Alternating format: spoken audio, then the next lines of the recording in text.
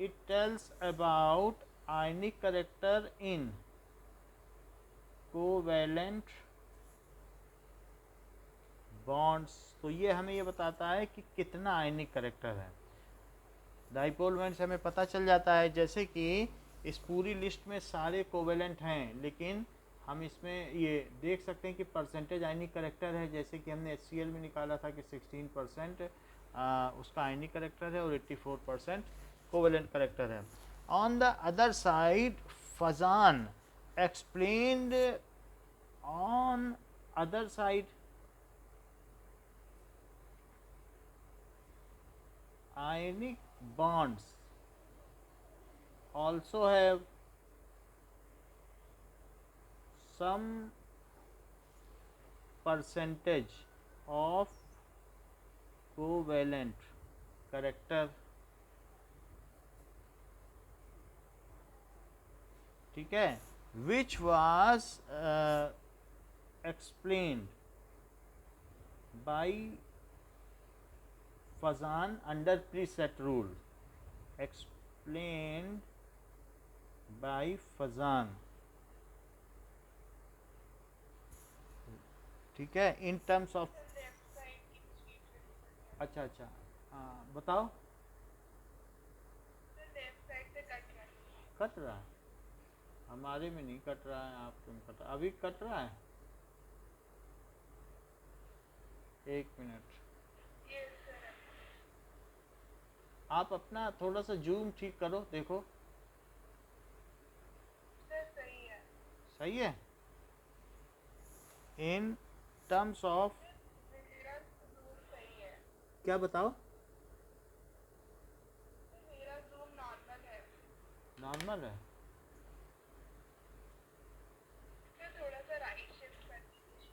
ऐसे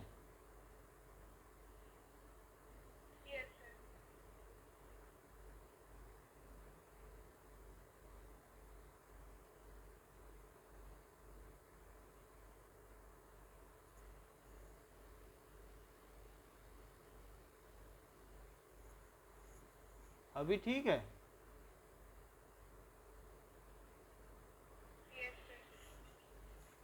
in terms of following rule,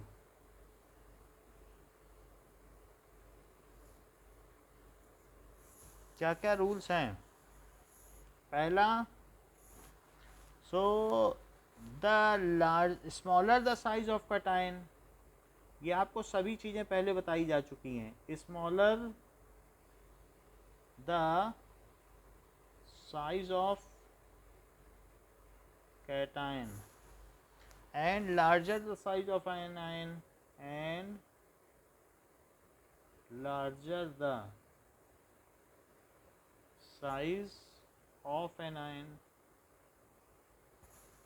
the greater the covalent character of ionic bond, greater is covalent character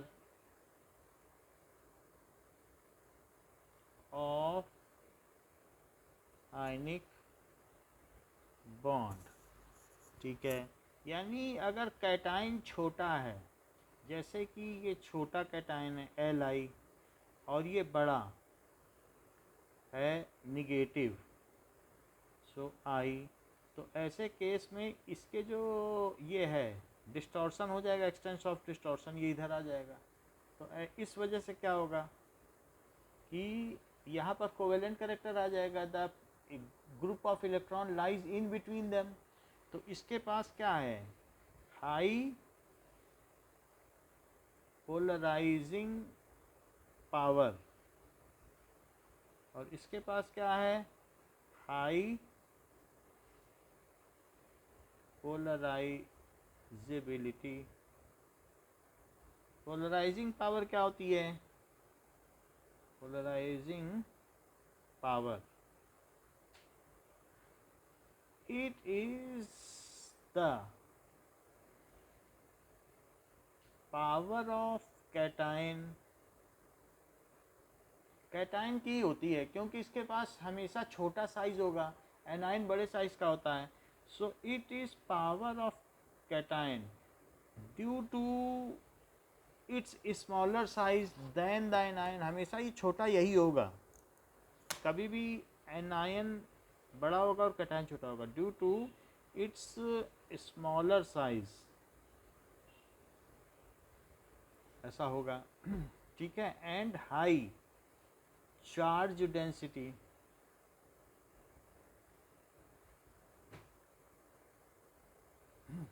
it is power of cation having ability to pull electron cloud around an ion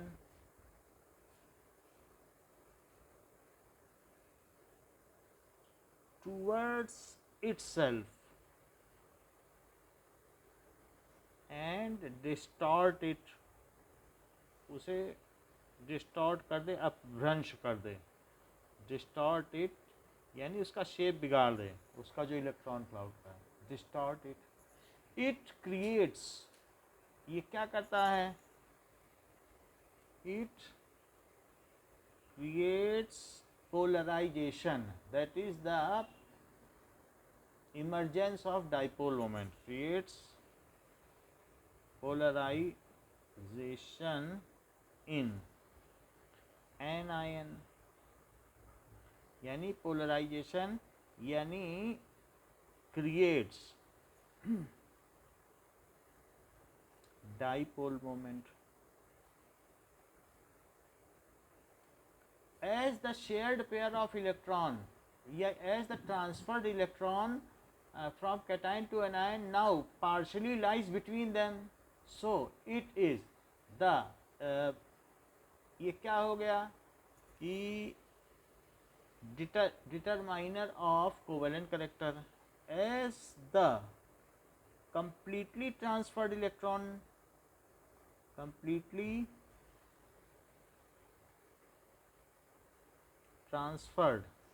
electron due to polarizing power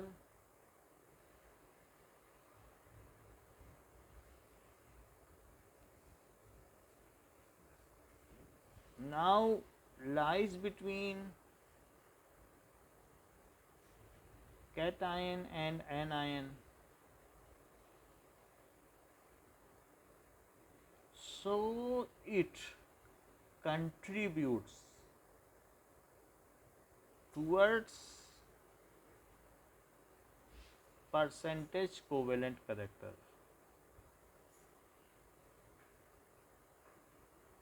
जहाँ तक smaller the size, इसकी high polarising power है, तो मैं ये कह सकता हूँ कि Li प्लस Na प्लस के प्लस Rb प्लस और Cs प्लस में लिथियम, फ्रांसियन की केमिस्ट्री लेस नोन है, तो पोलराइजिंग पावर सबसे ज़्यादा किसकी हुई, लिथियम की। अब देखो, और दूसरी बात क्या कही है, polarisability.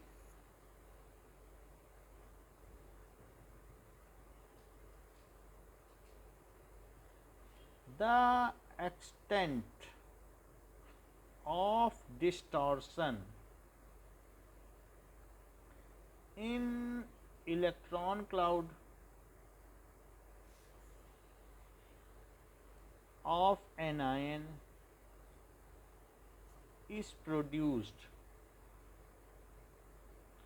due to electrostatic attraction force of cation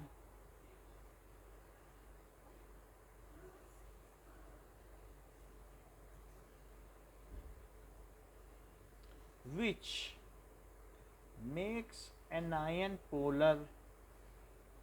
वही तो एनायन को पोलर बना रहा है। अब इसका निगेटिव सेंटर यहाँ लाई करने लगेगा, प्लस सेंटर यहाँ लाई करेगा, तो पोलर नहीं बन गया।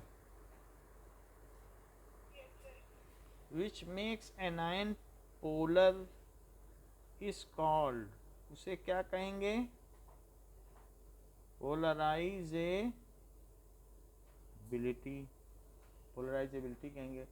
Smaller the anion less is its polarizability और डिस्टॉर्शन।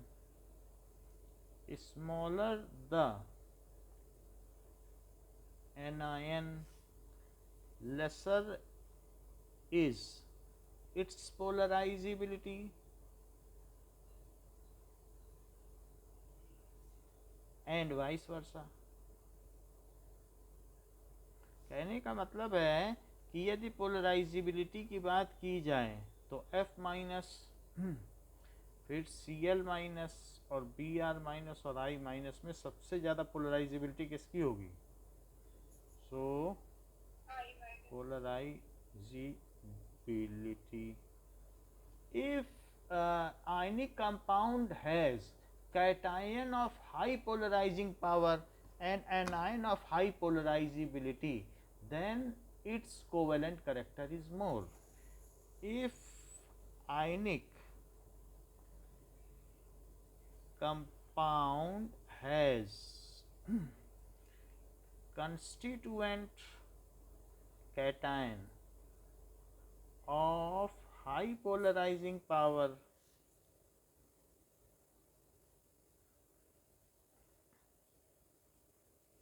एग्जाम्पल में lithium plus and anion of high polarisability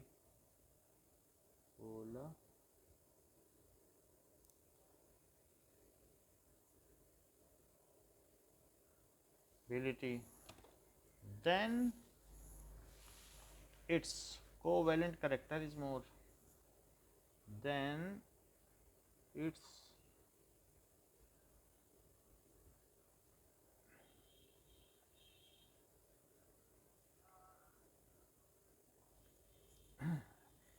अब जैसे एग्जाम्पल के तौर पर LiI is having more covalent character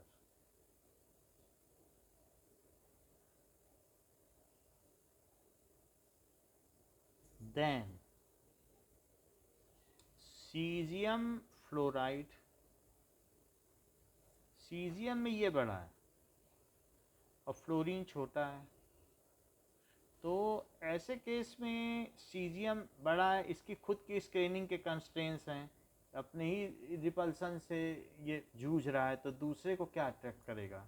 अपने ही इलेक्ट्रॉनों को भगा रहा है तो दूसरे को क्या अट्रैक्ट करेगा? तो इसमें अगर पोलराइजेबिलिटी होती तो थोड़ी होगी, थोड़ी ना थोड़ी तो होगी, फजान रूल है।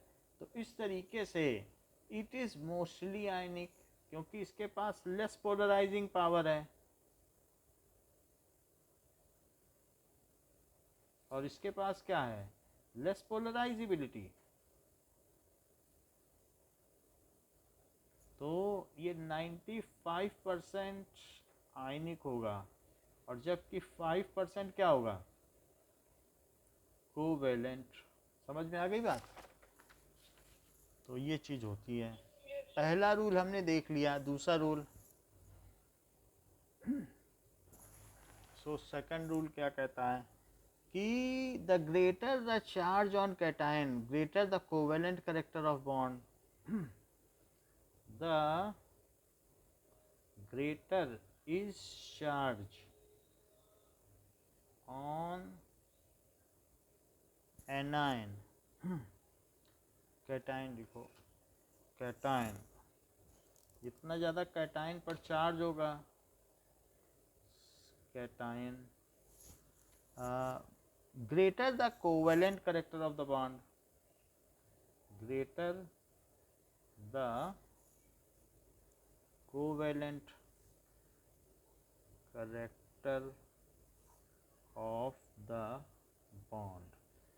सीधी सी बात है कि परसेंटेज करेक्टर, अगर आपको इन कोवेलेंट बॉन्ड देखना है तो डाइपोल मोमेंट से देखिए, इन आयनिक बॉन्ड देखना है तो किस में देखो? अगर कभी भी परसेंटेज करेक्टर आपको देखना है ना आयनिक या कोवेलेंट, तो अगर percentage character in covalent bond देखना है तो किससे देखोगी?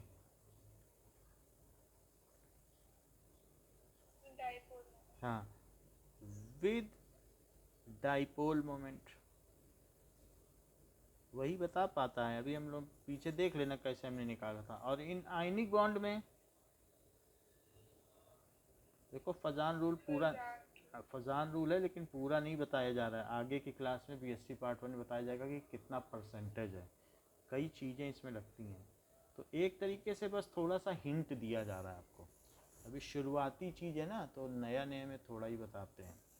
Greater the charge on cation greater is the covalent character of the bond. जरा देखो तो कि अगर हम कहें कि Li प्लस है, फिर Mg2 प्लस है, Li प्लस ले लो और उसी के साथ वाले भी ले सकती हो, लीबे बकनॉफ ले लो, तो और नहीं तो यहाँ Na ले लो, Na प्लस और Mg2 प्लस और Al3 प्लस।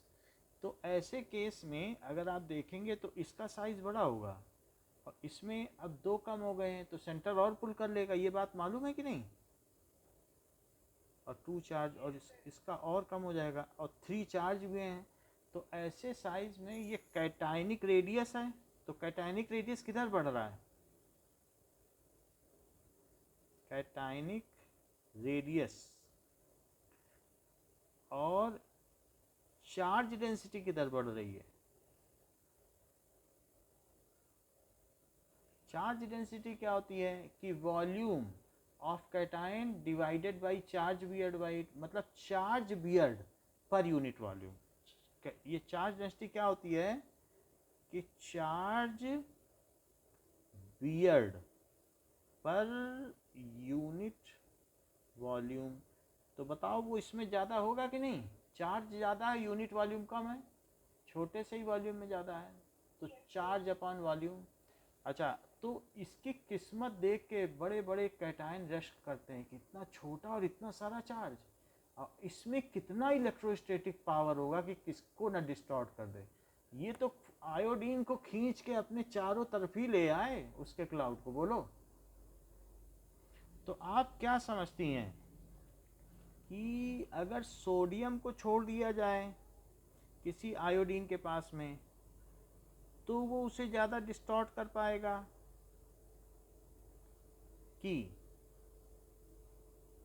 अगर मैग्नीशियम को छोड़ दिया जाए, वो थोड़ा छोटा है, तो वो उसे ज़्यादा डिस्टॉर्ट कर पाएगा।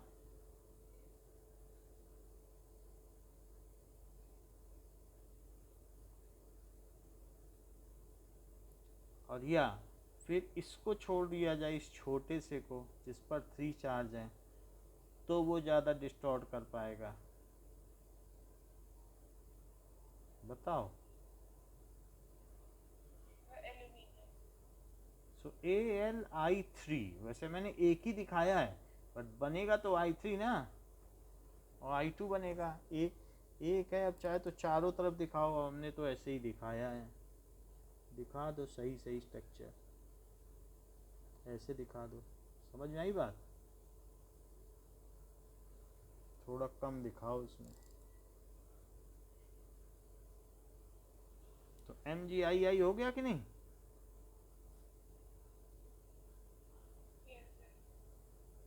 ऐसे ही इसमें भी लिख दो CS प्लस F माइनस। फिर इसमें भी दिखाना पड़ेगा, हमने तो इसमें दिखाया नहीं है, लेकिन मैं आपके लिए बना देता हूँ।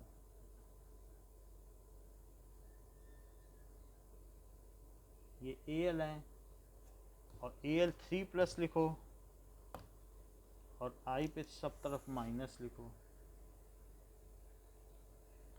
ये भी तो I माइनस है, और एक और बना दो, 3 बनाने पड़ेंगे ना। समझ में आ गई बात। लेकिन फिर इनमें सेपरेशन भी तो करो, ये तो कोई सोचेगा ये एक ही साथ है सब। तो ये एक सेपरेशन और ये सेपरेशन, हो गई बात।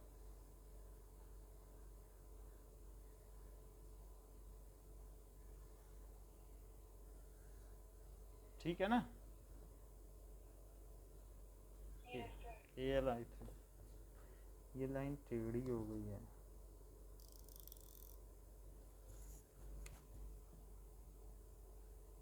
ये तो NaI Al(I3).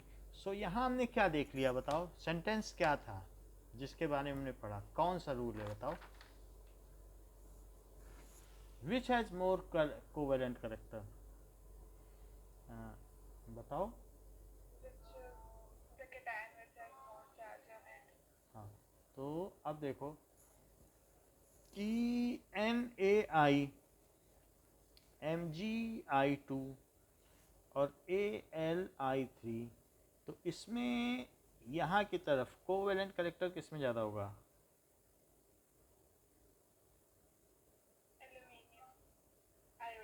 हाँ, और चार्ज डेंसिटी भी इधर बढ़ रही है, इसकी चार्ज डेंसिटी लिख दो, चार्ज डेंसिटी लेकिन अलग से दिखाना पड़ेगा,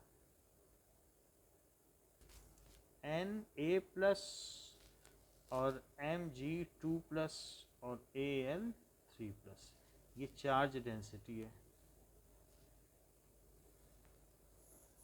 अब देखो सेकंड रूल देख लिया, अब इसका थर्ड रूल देखो, for cation of same size and charge, अगर सेम साइज का है तो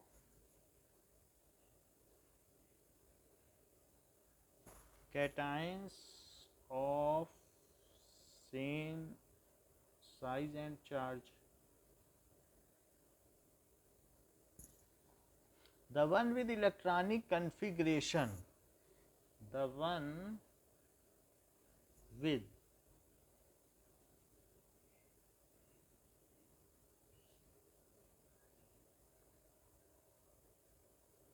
जिसका इलेक्ट्रॉनिक कन्फिग्रेशन ये हो n-1 यानी डी ब्लॉक का हो, Dn और ns0, जैसे n-1 Dn है तो D के ऊपर क्या लिखा है Dn और ns0, जिसमें typical of transition metal is more polarising than that one with a noble gas configuration, यानी ये Dn न लिख करके कुछ और लिख लो, कि कुछ भी लिख लो, x लिख लो, क्योंकि n नहीं लिखा जाएगा, n का मतलब तो ये n हो गया, ये बुक में मिसप्रिंट है। टिपिकल और ट्रांजिशन मेटल, कोई भी है ट्रांजिशन मेटल तो ये x होगा, ट्रांजिशन मेटल। अब जैसे इसमें क्या है कि s के 0 है, 2 इलेक्ट्रॉन निकाल लिए, 2 किसके निकाल लिए, क्या Cu2+ या Zn2+, सब ट्रांजिशन मेटल लो, कोई भी लो, जो मर्जी सो लो, और कभी भी इसी में के ले लो, सो दैट इज स्कैंडियम 3+, ये सारे है बात कि नहीं। डी खुद ही छोटे छोटे होते हैं, देखा है एटॉमिक रेडियस में डी कितने छोटे हैं पूरे ग्रुप में, कि फिर से दिखाएं, और उनमें भी कैटायन आ जाए तो क्या और छोटे हो जाएंगे। अब आप देख लो, ये जो कॉपर है 5H2O को अट्रैक्ट करता है, CuSO4, SO4 के साथ तो वो बॉन्ड बनाता है, आयनिक बॉन्ड, और फिर भी MTD ऑर्बिटल में 5H2O को बुला देता है। लोग कहते हैं तुम कितने छोटे हो और तुम्हारी कितनी ज़्यादा चार्ज डेंसिटी है, हमको भी जगह दे दो अपने आसपास। कहता है ठीक है, हमारे पास तो बहुत चार्ज डेंसिटी है, तुम मेरी MTD ऑर्बिटल में आओ और अपने इलेक्ट्रॉनों को डाल दो, और हमारे चारों तरफ एक तरफ तो SO4 रह रहा है, 5 तुम भी रह जाओ, ऑक्टाहीड्रल शेप बना के हम लोग रहेंगे मज़े से। समझ में आई बात कि नहीं। तो क्या इसका चार्ज डेंसिटी बहुत हाई है, इसलिए वो लोगों के साथ इस तरीके से वाटर ऑफ क्रिस्टलाइजेशन या हाइड्रेशन कर लेता है, बोलो। तो इसमें इन्होंने बताया है, और कोवेलेंट बॉन्ड है, कोऑर्डिनेट कोवेलेंट बॉन्ड, क्योंकि एक तरफ से अगर डोनेशन हो रहा है तो उस कोवेलेंट बॉन्ड को क्या कहते हैं, क्या कोऑर्डिनेट कोवेलेंट बॉन्ड, एक ही तरफ से हो रहा ना, तो कोवेलेंट तो बनेगा, लेकिन एक ही अगर देने लग जाए कि हम तुम्हारे में डी में डाल रहे हैं और हमसे कोवेलेंट बना लो, फिर तो को एक दे दिया और फिर बॉन्ड बना ले, 2 होते हैं ना उनके पास, जब H2O आएगा तो CuSO4 के पास, तो वो उसके साथ क्या करेगा, अच्छा मजबूत बॉन्ड बना लेगा। तो कह रहा है, जरा इसका मतलब समझिए, कि चाहे टिपिकल हो या ट्रांजिशन, सब एक ही मतलब है, टिपिकल एलिमेंट्स भी टिपिकल हो या ट्रांजिशन हो, विद इलेक्ट्रॉनिक स्ट्रक्चर, ठीक है। वैसे तो typical element typical of transition element, typical of है मतलब बहुत जो सब ऐसे हैं ना, टिपिकल एलिमेंट्स का मतलब है जो बहुत प्राचीन काल से चले आ रहे हैं, टिपिकल ऑफ ट्रांजिशन एलिमेंट। फिर उसमें टिपिकल है ऑफ ट्रांजिशन एलिमेंट्स, चाहो तो जिंक को डालो या ना डालो, क्योंकि जिंक ट्रांजिशन एलिमेंट्स नहीं। आगे सेंटेंस पढ़ते हैं। Is more polarising than with a noble gas configuration is,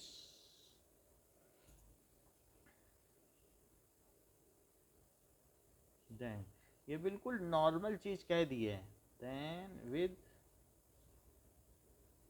Nobel gas configuration. जिनका नोबल गैस कॉन्फ़िगरेशन होगा वो क्या है, NH2NP6, यानी ये पालें कोई, ये कौन पाएगा NH2NP6। और कैटाइन की बात की गई है NH2NP6।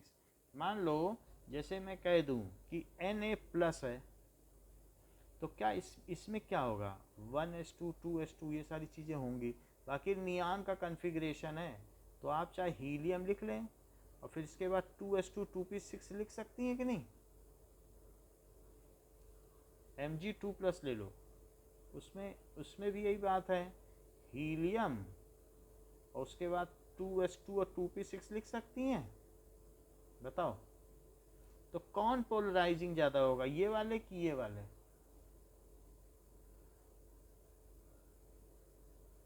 डी ब्लॉक,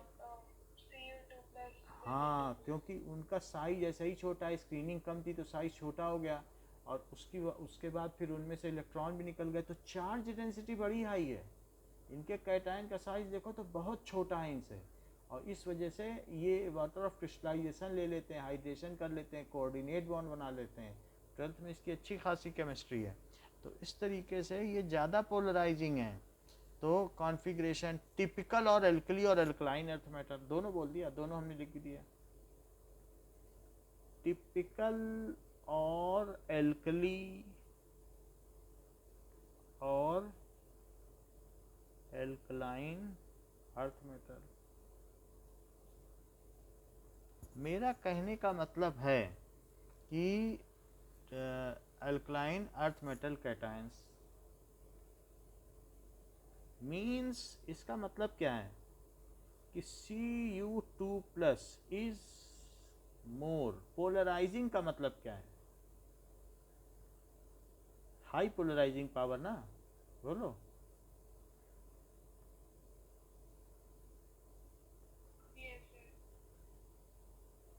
कि ये ज़्यादा डिस्टॉर्शन कर सकता है एनायन में, high polarising power is more polarising than Na+ और Mg2+। इस पूरे सेंटेंस का ही मतलब है, समझ में आ गई बात। यह है S के दोनों निकल गए, इसमें से भी एक आध निकल ही सकते हैं, जैसे मैंने स्कैंडियम में निकाल लिए कि नहीं, एक और तीनों निकाल लिए ना, बताओ। तो ये सभी ज़्यादा पोलराइजिंग है बनस्बत इसके। The cation polarizes the anion, pulling the electronic charge to itself and thereby increasing the electronic charge between the two. This is precisely what happens in covalent bond. आगे की चीज़ जो बताई जा रही है उसकी डेफिनेशन हमने लिखा दी है कि पोलराइजिंग पावर क्या होती है, कि कैटायन पोलराइज करता है कि नहीं, build up electronic charge density between nuclei, और उससे इलेक्ट्रॉनिक चार्ज डेंसिटी बीच में आ जाती है। द पोलराइजिबिलिटी ऑफ एनायन क्या होती है, and the extent of distortion of anion are the two factors which determine the percentage covalent character. देखो, that is the amount of polarizing power of anion cation and extent of polarizability of anion. These are the two determining factors which determines the percentage covalent character of ionic bond. कौन कौन सी दो चीज़ें बताई गई, ये अलग से note है कि the extent of polarizing power, extent of polarizing power of किसका, cation and extent of polarisability, polarisability की वो स्पेलिंग देखो जरा क्या लिखा है, पोलराइजेबिलिटी।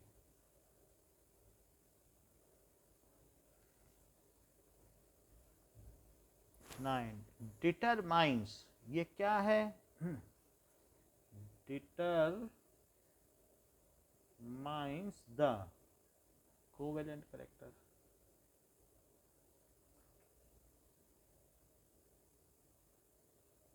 ऑफ आयनिक बॉन्ड में कोवेलेंट करेक्टर का नियामक कौन है? Who is the determiner? So that is the regulating, जो रेगुलराइजिंग एजेंसी है वो यही दोनों हैं। नाउ अब हम आते हैं, एक बात कर लें, एक चीज छूट गई थी, सो दैट इज डिस्कस ये डाइपोल मोमेंट इन BeF2, ये छूट गया था।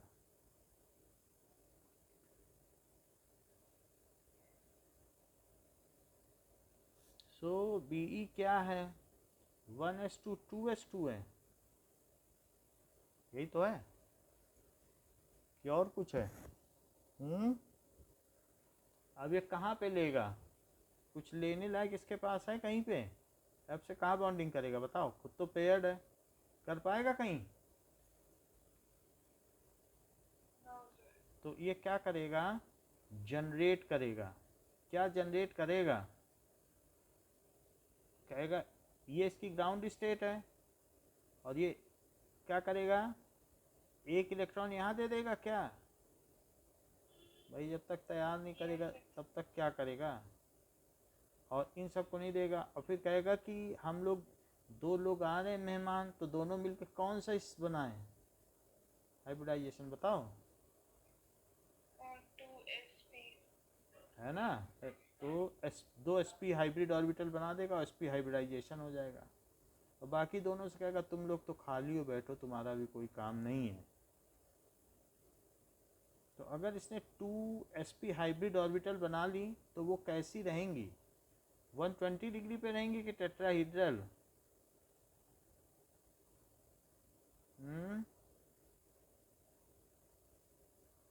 कुछ तो बताओ।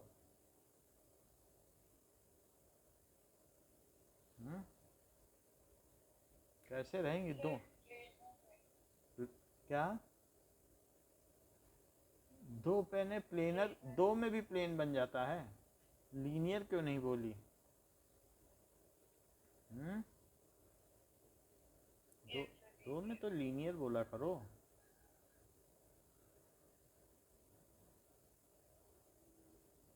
sp हो गया। अच्छा ये दोनों, एक S है ये P है, तो इसको कहेंगे sp हाइब्रिडाइजेशन। अब 50% इसमें कौन सा करेक्टर है? S, एंड 50% P करेक्टर, इसीलिए ज़्यादा फूली बनाई है। अब ये देखो, एक ऐसी रह गई और दूसरी ऐसी रह गई, तो अब यहाँ पे F आएगा। F तो समझती हो ना, F के लिए क्या है? 9 होता है, तो 1s2 2s2 और 2p 5 है। 5 का मतलब क्या है? सिर्फ एक ही ऑर्बिटल तो है इसकी जो सिंगल वाली है।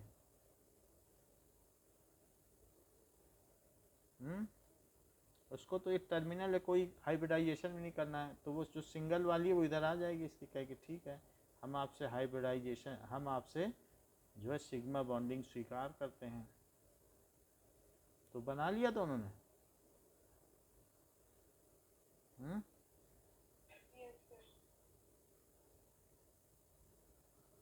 अगर यस सर बोल रही हो तो ये भी बता दो इस बॉन्ड का नाम क्या है, हम भी तो जाने। ये कौन सा बॉन्ड है? कौन सा सिग्मा? नाम तो बताओ ऑर्बिटल के नाम पे। जैसे SS सिग्मा बॉन्ड होता है, SP मतलब कुछ और हो जाए, तो ये कौन सा बॉन्ड है? ये कौन सी ऑर्बिटल और ये कौन सी orbital? So S P P क्या बोलोगी, S P P sigma bond उसके नाम पे बोला जाता है, ठीक है। एक S P P sigma bond ये हो गया, और ये क्या हो गया, क्या ये भी S P P sigma bond हो गया, तो बन गया ना ये लीनियर, सब बना दिया। ये तो जस्ट हमने बताया, इससे कोई मतलब नहीं था, इससे सिर्फ यही मतलब है कि इसका शेप लीनियर है। इससे क्या मतलब है कि ये 180 डिग्री है ना, यहाँ से यहाँ तक, तो शेप लीनियर हो गया। अच्छा, शेप जब लीनियर हो गया तो अब आगे की बात करो। शेप लीनियर होने से हमें तो डाइपोल मोमेंट डिस्कस करना है, तो BeF2 जरा बुक में देख लो 107 पेज, दिखा?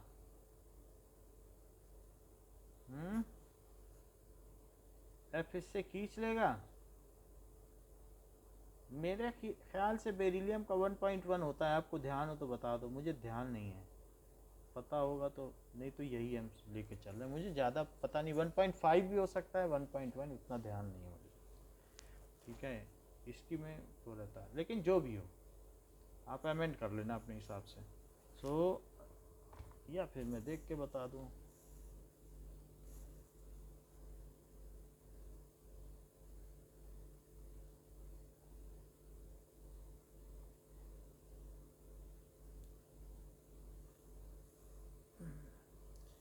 Electronegativity of beryllium on Pauling scale.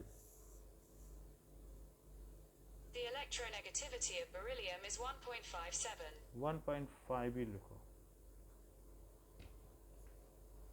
तो 1.5 है, क्योंकि 1.1 लिथियम की होती है, 1.20 वालों की 1.5 होती है, 0.5 करके घटती है, मतलब बढ़ती जाती है हर एक स्टेप पर, ये चीज़ है। तो बताओ डाइपोल मोमेंट क्या हो गया, ज़ीरो हो गया, क्योंकि टोटल डाइपोल मोमेंट कितना हो गया, दोनों अपोजिट है ना।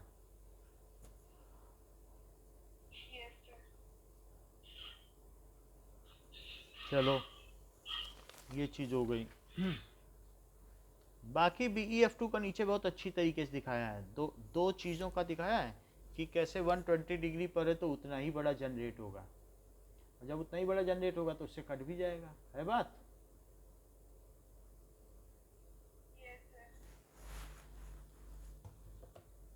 कुछ पूछ लिया करो।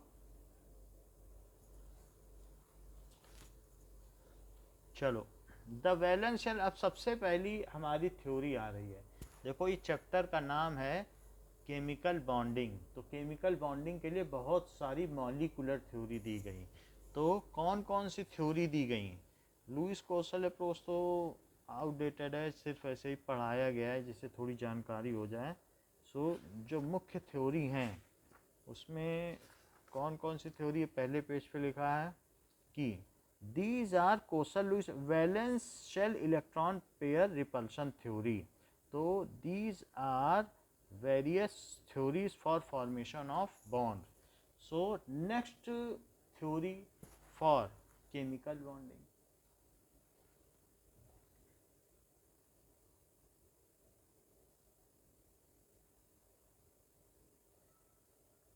क्योंकि अभी तक हमें इस वाली थ्योरी में क्या फेल्योर हुआ, इसने शेप तो बताया नहीं हमको।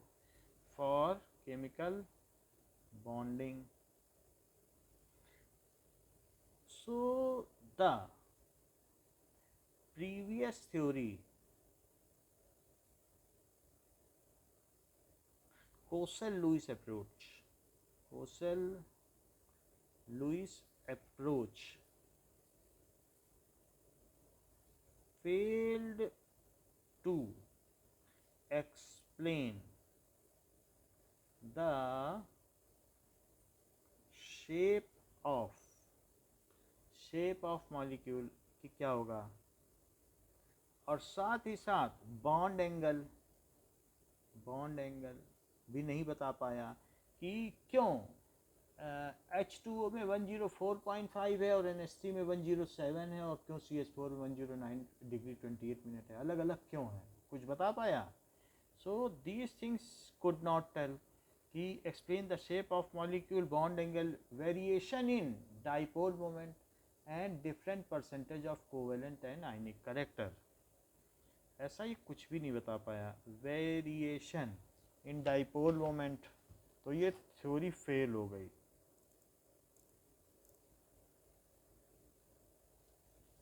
इन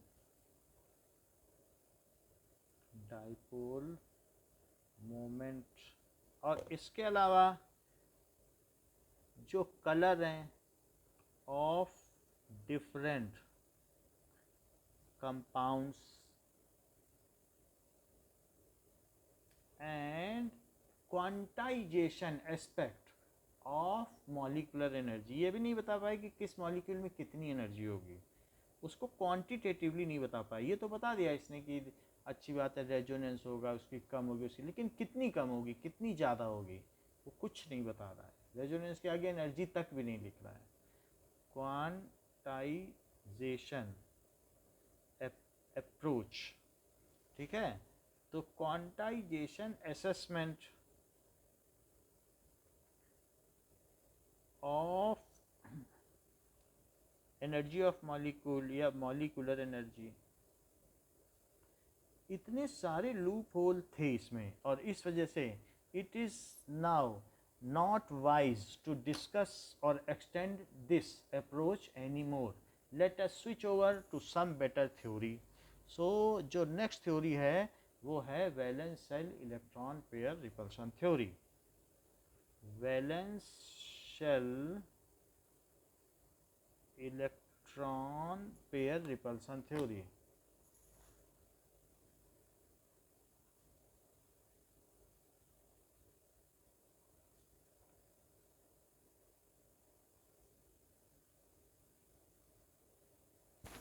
सो valence shell electron pair repulsion theory को VSEPR भी कहते हैं, VSEPR थ्योरी, ये चीज़ है। अब देखो कि सिडविक एंड पावेल इन 1940, सो ये दी गई सिडविक एंड पावेल ने दी, सिडविक एंड पावेल इन 1940 में इस थ्योरी को दिया। फर्दर नायोम एंड गिलिप्सी ने इसमें थोड़ा सा और चेंज किया और इसको थोड़ा मॉडिफाई किया, इतना काम बाद में किया। लेटर इट वाज रीडिफाइंड या modified, later it was modified, नाम यही रहा, बाय नायोम एंड गिलिप्सी। कुछ भी छोड़ना नहीं है इसमें गिलिप्सी। आप इस बुक की हर लाइन याद कर लें, मैं बता रहा हूँ। अगर आप नीट में भी जाना चाहती हैं ना बायो की एक लाइन छोड़नी है ना केमिस्ट्री की, ये सब नाम क्यों लिख रहा हूँ, यही सब क्वेश्चन आ जाते हैं वहाँ पे। एक भी लाइन, एक अक्षर नहीं छोड़ना है बुक का, याद रखना, चाहे किसी की भी तैयारी करे, और इसके अलावा बाहर से कुछ आएगा ही नहीं कहीं। ये बात हो गई। अब the main postulates of VSEPR theory, the main postulate, molecule को उन लोगों ने देखा नहीं था तो ये पोस्टुलेट्स ही थे, इसके बारे में उन्होंने कोई तर्क नहीं दिए। ऑफ VSEPR थ्योरी, तो जो चीज़ बिना किसी प्रूफ के या वेरिफिकेशन के या किसी माइक्रोस्कोपिक व्यू के दी जाए, उसका कोई साथ में प्रमाण ना हो, then it is postulate. The shape of molecule depends upon the number of valence electron. पहली चीज़ क्या कही गई, the shape of molecule depends on the number of valence shell, the number of valence shell electron pair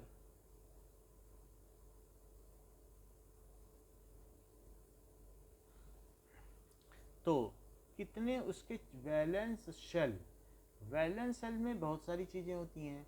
valence shell में जैसे मैं अगर बात करूं ऑक्सीजन के पास, तो ऑक्सीजन के पास ये दो भी हैं और ये दो भी हैं, तो इसके पास 4 पेयर ऑफ वैलेंस शेल हैं।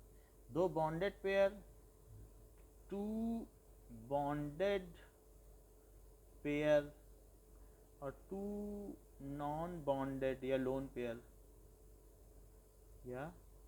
Pair valence shell electrons.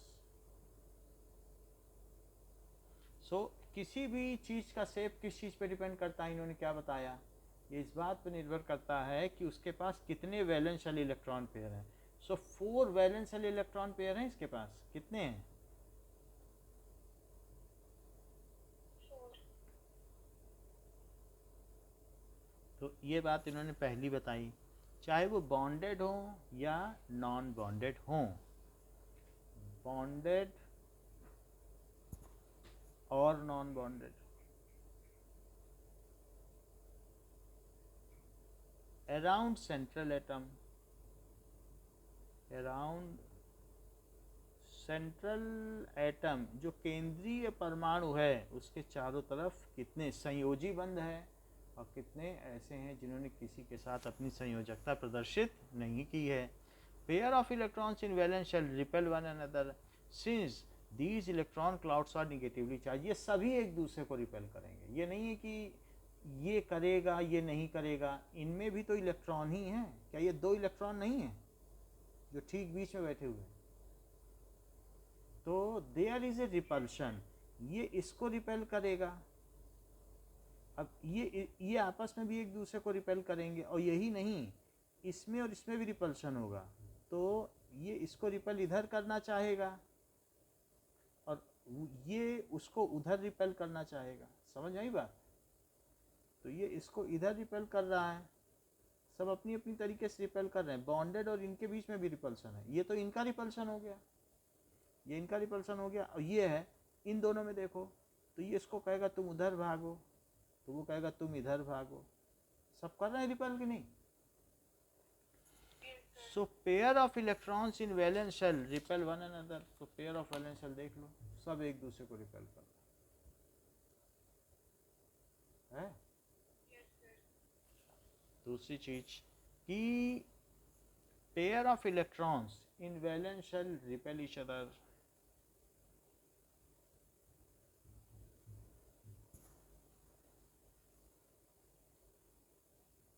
Electrons in valence shell repel each other since their electron clouds are negatively charged. Electron clouds are negatively charged.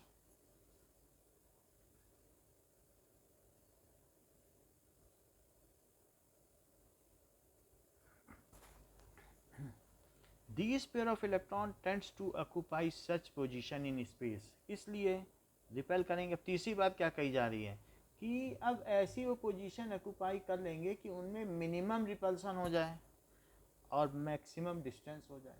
ऐसा स्थिति होगी, ज़्यादा डिस्टेंस होगी तो खुद ही मिनिमम रिपल्सन हो जाएगा। So these pairs of electron,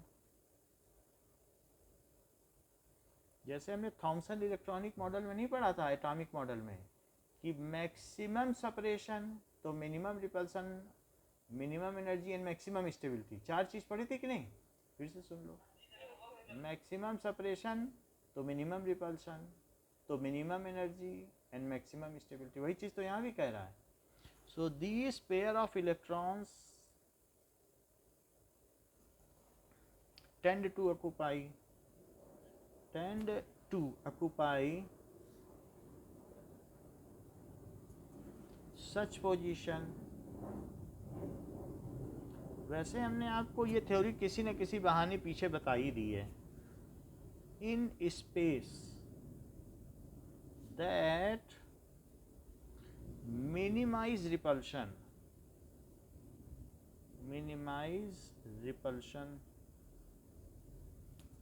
and maximise, और साथ में maximise distance between them,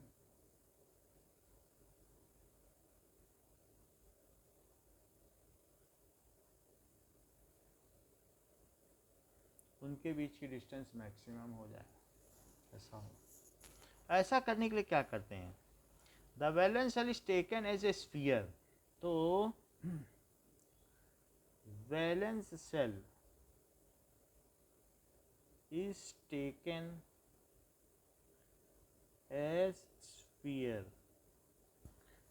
with electron pair localizing on spherical surface, with electron pair localizing on spherical surface at maximum distance from one another,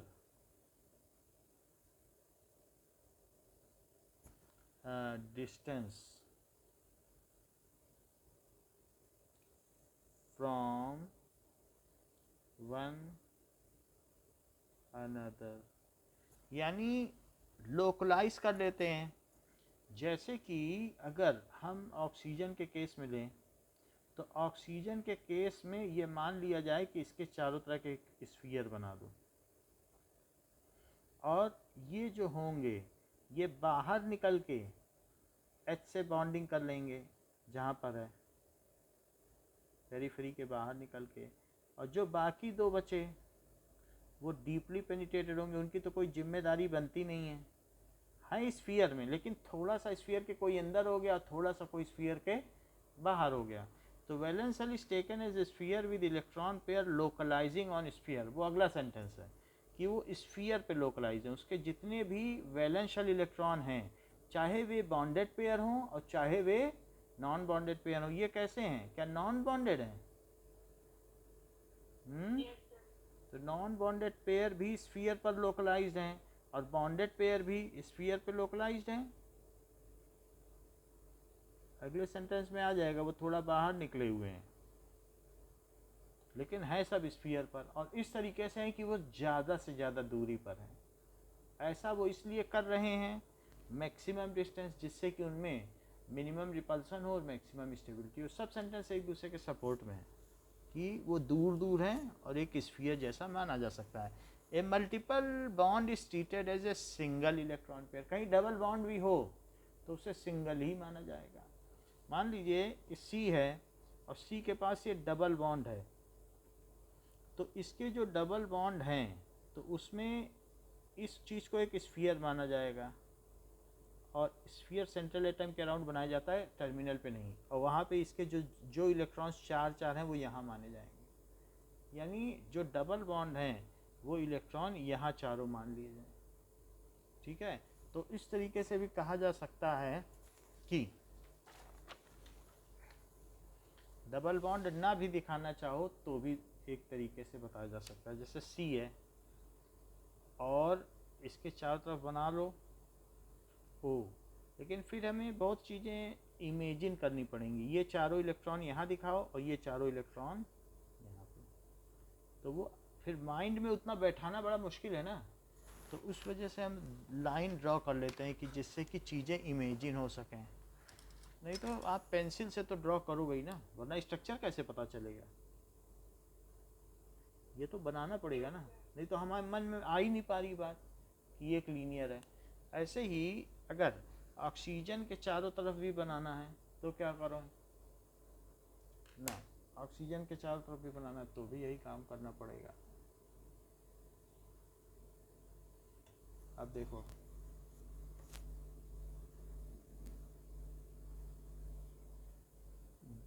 screen ठीक है कि साफ नहीं है?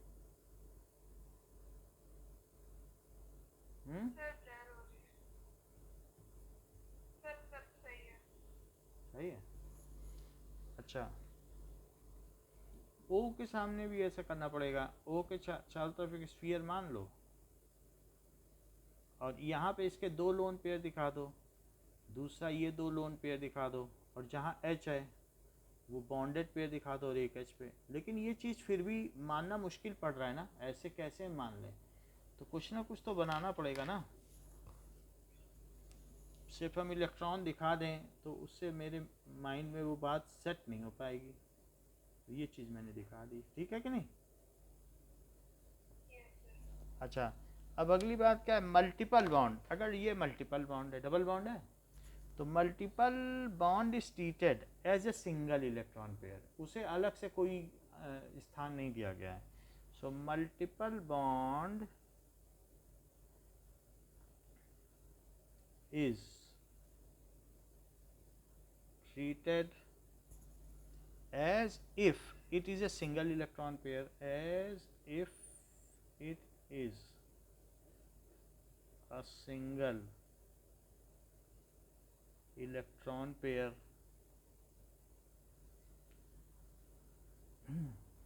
and the two or three electron pairs of a multiple bond are treated as single super pair। Multiple bond को single electron pair माना गया, और ट्रिपल बॉन्ड हो 2 और 3 इलेक्ट्रॉन पेयर्स, और and 2 or 3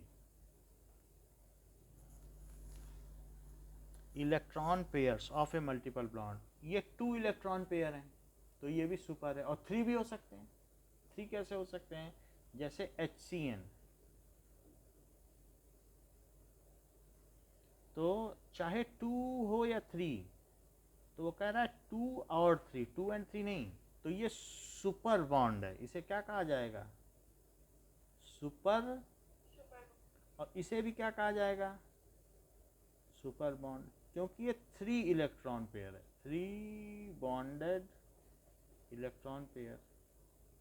ये क्या है, 2 बॉन्डेड इलेक्ट्रॉन पेयर, तो ये भी सुपर ही हो गया। एंड 2 और 3 electron pair of A multiple bond, electron pair of multiple bond are treated as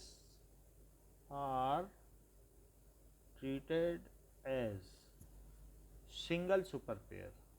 उसका कुछ खास केमिस्ट्री नहीं, बस लिख दिया सुपर पेयर, क्योंकि उससे ज्योमेट्री में कोई फर्क नहीं आता, ये लीनियर ही रहा। सुपर पेयर से क्या फर्क पड़ गया, लीनियर ही तो रहा। जैसे BeF2 लीनियर था, वैसे CO2 भी तो लीनियर है, कि इसके डबल बॉन्ड बनाने से इसकी लीनियरिटी, हम तो इसमें इलेक्ट्रॉन को कहीं कंसीडर ही नहीं कर रहे हैं ना। जो लोन पेयर वाले शेप के लिए इसकी कोई ज़रूरत है नहीं। अच्छा, व्हेन 2 और मोर resonance structure can represent a molecule, अब रेजोनेंस भी डाल दिया जो पीछे से चला आ रहा है। वेयर 2 और मोर रेजोनेंस स्ट्रक्चर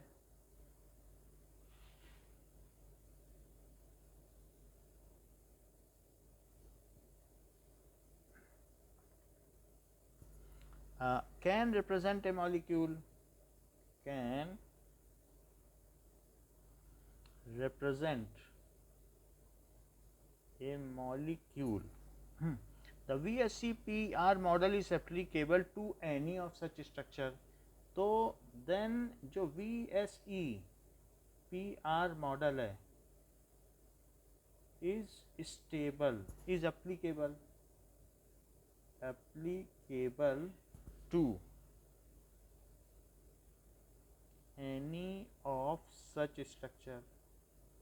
इसका क्या मतलब है कि मान लीजिए लुईस के बहुत सारे स्ट्रक्चर हैं, तो हर एक पे VSEPR मॉडल लगा के आप ये पता कर सकते हो कि कौन सा रिजेक्ट करना है, कौन सा सेलेक्ट करना है।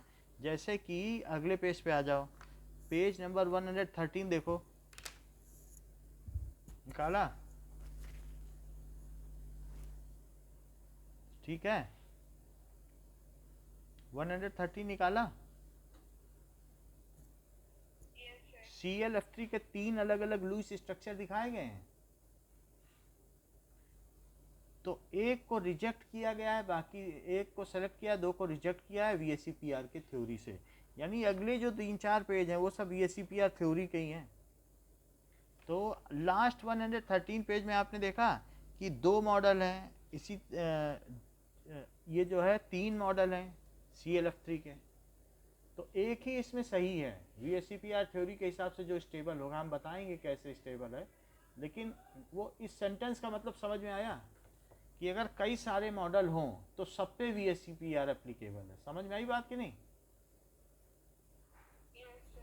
यानी VSEPR थ्योरी लिखने को तो बहुत कुछ इन्होंने लिख दी, फिर भी VSEPR थ्योरी मिला के सीधी सी बात ये है कि as per above theory, as per above theory, non bonded electrons वो क्या होंगे? Are deeply penetrated. वो कैसे होते हैं? Deeply penetrated towards nucleus, towards nucleus and hence come closer to each other. क्या वे पास नहीं आ जाएंगे?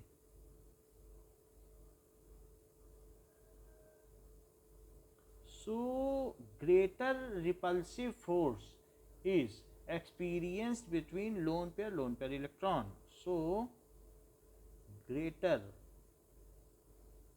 repulsive force is experienced between lone pair electron. कहने का मतलब है अगर ऑक्सीजन पर 2 लोन पेयर इलेक्ट्रॉन हों और ये इसका एक, जिसको इसने इमेजिनरी सर्कल बताया VSEPR थ्योरी ने, तो इसमें ये एक लोन पेयर इलेक्ट्रॉन है जो अंदर आ गया है, और दूसरा लोन पेयर ऑफ इलेक्ट्रॉन है वो भी अंदर आ गया, तो वो सब पास पास आ गए हैं। तो इनमें जो रिपल्सन होगा क्या वे ज़्यादा नहीं होगा लोन पेयर के बीच में? और Yes, sir. जबकि bonded pair of electron, they for bonding they have to come out of the sphere. So on other side, on other side bonded pair of electron comes out of the imaginary periphery, comes out of the periphery of sphere, वो भी imaginary है, periphery of sphere। periphery की spelling क्या होगी? आती है तो बता दो। periphery 2 आ रहे हैं।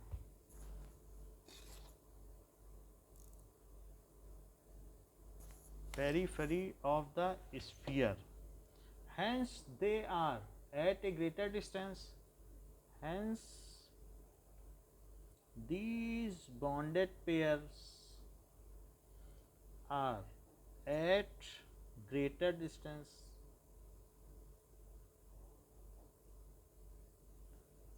from each other, so lesser bond pair repulsion is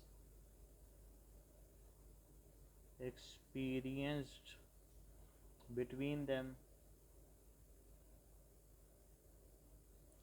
The repulsion force between lone pair bond pair is intermediate। यानी कहने का मतलब है कि लोन पेयर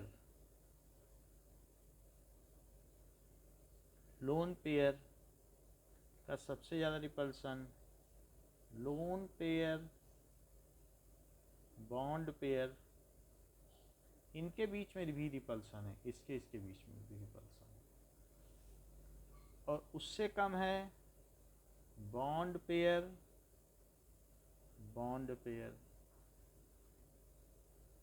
ये रिपल्शन है। रिपल्शन बिटवीन सभी वैलेंस शेल, ये जो भी हमने देख लिया कि वैलेंस शेल इलेक्ट्रॉन है, between valence shell electron pairs, between valence shell electron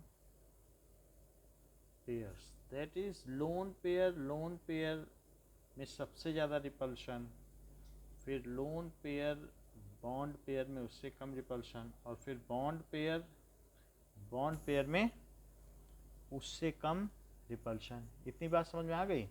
नायोम and गिलिप्सी ने फिर क्या किया, ये जो हमने रूल बताया ये सब सिडविक एंड पावेल का था। The above rule was given by Sidgwick and Pavel. The above theory was given, जो कि पोस्टुलेट है,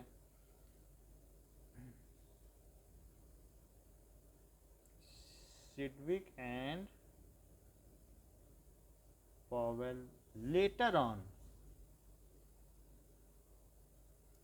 नायोम, तो नायोम एंड गिलिप्सी ने इसे रिफाइन कर दिया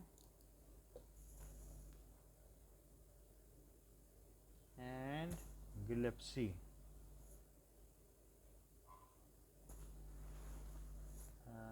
गिलिप्सी 1957 रिफाइंड इट। क्या रिफाइन किया, रिफाइंड इट, क्या रिफाइन किया कि by explaining the importance between the lone pair and bonding pair while the lone pairs are localized on central atom, यही जो बात की है यही डिफाइंड है, इसका रीजन बता दिया, यही है नायोम and गिलिप्सी theory. each bonded pair is shared between two atoms, as a result the lone pair electron in a molecule occupy more space as compared to bonding pairs। तो इस तरीके से कहा कि लोन पेयर को ज़्यादा जगह चाहिए।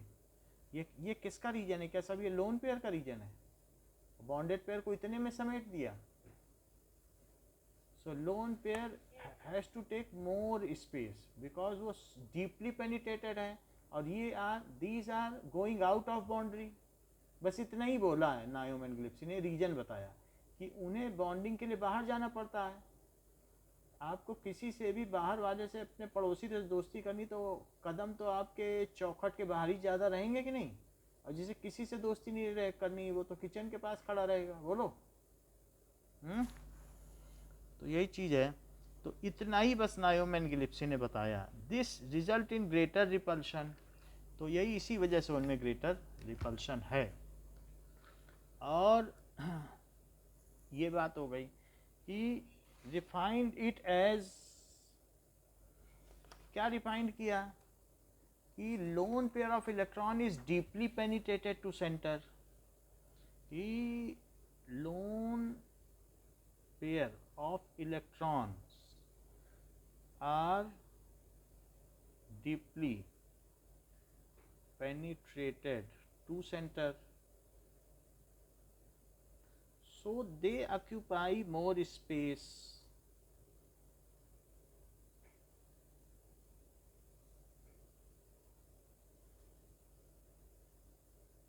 around central atom,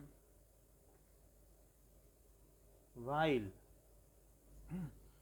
जो बॉन्डेड पेयर हैं उन्हें कहाँ जाना पड़ता है। So bonded pair are terminally located on sphere, are terminally located on sphere, so need lesser space, so they feel less repulsion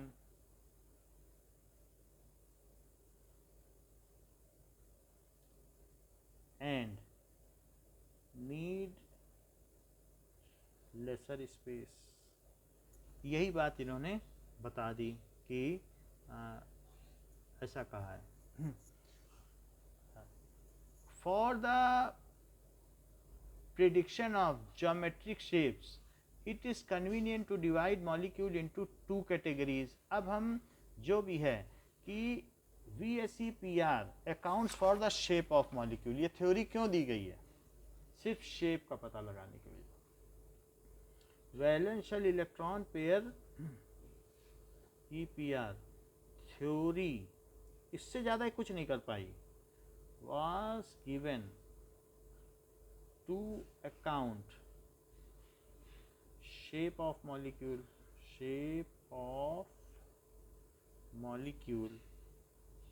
अच्छा, so we divide the molecules into two categories. So for it molecules can be divided into two categories, that into two categories। जो molecules हैं,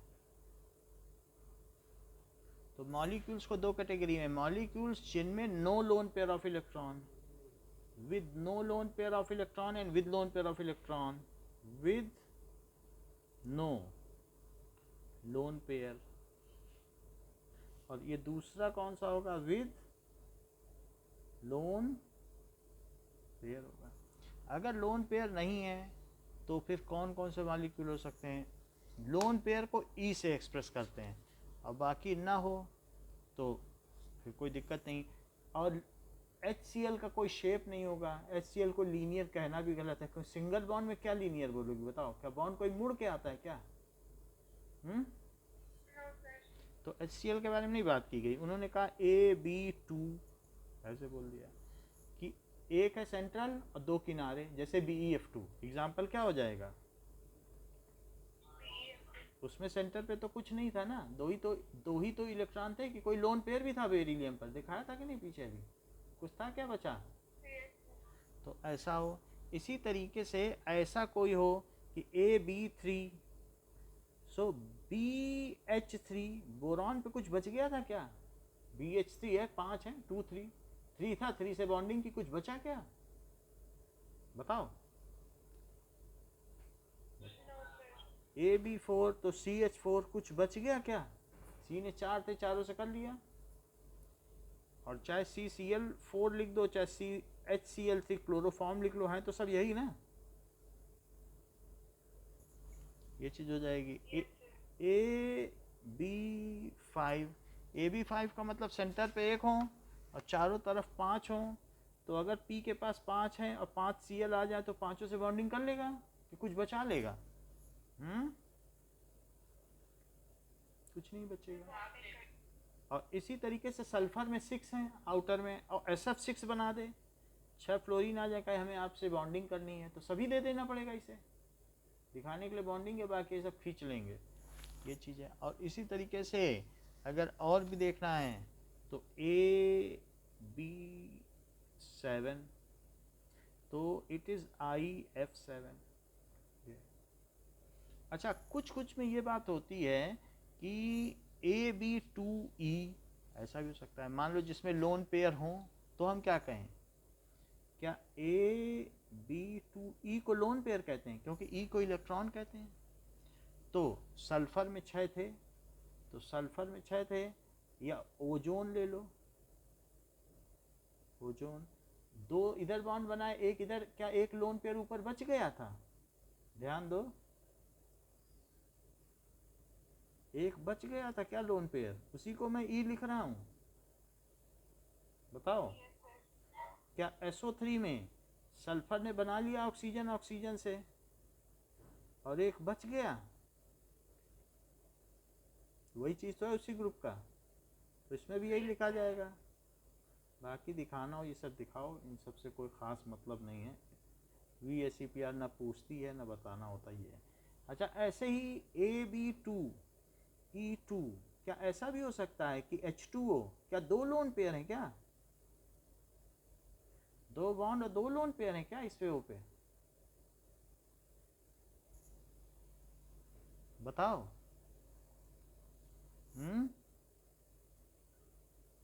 ओ पे मतलब 6 होते हैं, क्या ये 2 lone pair हैं? ये 2 बॉन्ड हैं। AB2E2 ऐसा हो गया।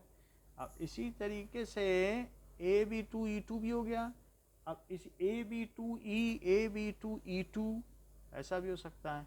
इसके अलावा ई टू वाले में हमने देख लिए ए बी टू है, और फिर ए B three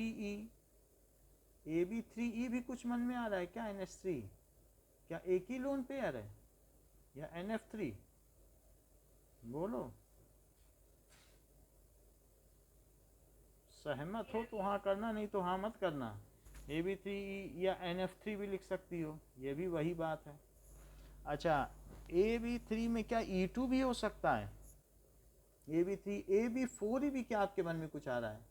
A B four ही 4 से बना ले तब भी लोन पेयर सरवाइव कर जाए क्या? ऐसा ऐसा 4 में होगा,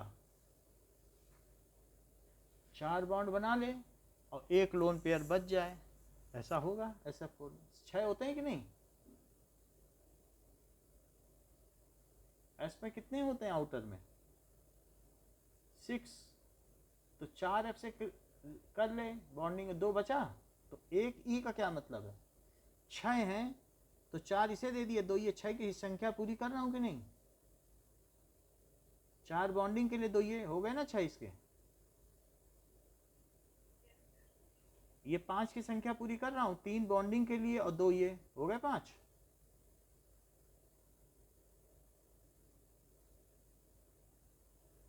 तीन बॉन्डिंग के लिए तो इसके ये देखो, 2 बॉन्डिंग के लिए और 4 ये, 2 लोन पेयर ऑफ इलेक्ट्रॉन, 4 2 6 हो गए। ओके, 2 बॉन्डिंग के और 2 इसके, मतलब ए बी टू, एक इसमें सुपर बॉन्ड पेयर है, इस वजह से यहाँ पर 4 बॉन्डिंग के हो जाएंगे। दिखने को ऐसा लग रहा है लेकिन एक तो सुपर बॉन्ड है ना। तो आप देखो 6 बॉन्डिंग के एक लोन पेयर, इस मतलब इस तरीके से होगा 6 कितने बॉन्डिंग के हो जाएंगे? 3 4 5 कैसे हो जाएगा? जो भी हो यही बनता है, बाद में देखा जाएगा अभी क्या होगा। A B two E bend structure है तो वो लुइस में देखेंगे अभी। अच्छा, ए बी फोर ई समझ में आ गया? क्या ए बी फाइव ई भी होता है? किसी कोई सोच रही हो जिसमें 7 होते हो, 5 बॉन्ड बना ले, ब्रोमीन ब्रोमीन 5 फ्लोरीन से बना ले और फिर भी ये 2 बचे रह जाएं, ऐसा हो सकता है? ब्रोमीन टेट्राफ्लोराइड, बोलो। अच्छा, A B three E two के एक साथ रखो। ए टू में मैंने यहाँ लिख दिया, वास्तव में ये सब एक साथ रखना है, ये फिर ये A B two E, A B three E, A B four E, A B five, ये एक साथ रखोगे कि नहीं? अब इसके बाद इनको लाओ, A B two E two, A B three E two, 3 bond बना ले, 2 लोन पेयर है। ऐसी कोई कल्पना आपके मन में है? C L F three, C L F के साथ बना ले 3 बॉन्ड, 7 होते हैं तो भी क्या 4 बच जाएंगे? 4 से 2 लोन पेयर बनेंगे। और एक और बता दो, A B four E two, मतलब जेनॉन के पास 8 होते हैं क्या? 4 बॉन्ड बना ले तो क्या तब भी 4 बच जाएंगे? बताओ।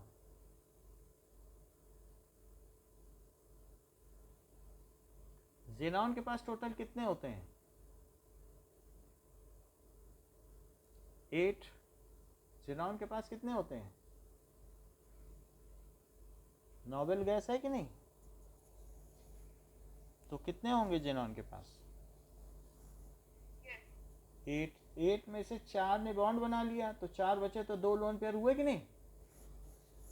तो इस तरीके से हम इनके बारे में 2 तरीके से देखेंगे, यानी हमने 2 तरीके से देखा, एक 1 लोन पेयर और एक क्या देखा? 2 लोन पेयर। 1 लोन पेयर में क्या देखा? क्या A B two E, A B three E, A B four E, A B five E, ऐसे देख लिया। और 2 लोन पेयर में क्या देखा? A B two E two, A B three E two और ए बी 4E2, सही बात है। बाकी AB2 से AB7 तो यहाँ देख लिया। अब इन सब चीज़ों के बारे में अब फिर से हम लोग 12-15 पे एक बार और देखेंगे, जिससे कि हमारी VSEPR थ्योरी ख़त्म हो जाए और हम इस चैप्टर के चंगुल से बाहर निकल पाएँ।